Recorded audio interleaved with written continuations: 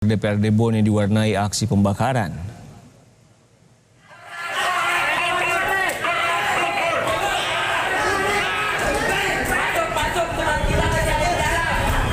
Unjuk rasa mahasiswa di Bone, Sulawesi Selatan yang menolak pengesahan revisi Undang-Undang KPK dan revisi KUHP berakhir ricuh masa membakar fasilitas yang ada di dalam gedung DPRD Bone seperti kursi.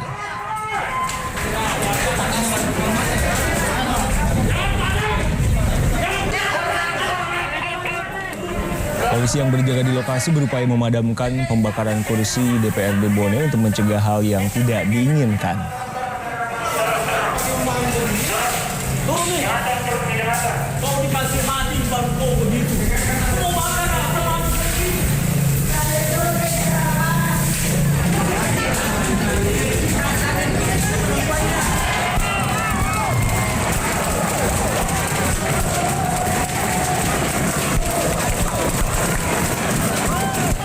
Tidak hanya diwarnai aksi pembakaran, mahasiswa yang berunjuk rasa juga berorasi di dalam gedung DPRD Bone.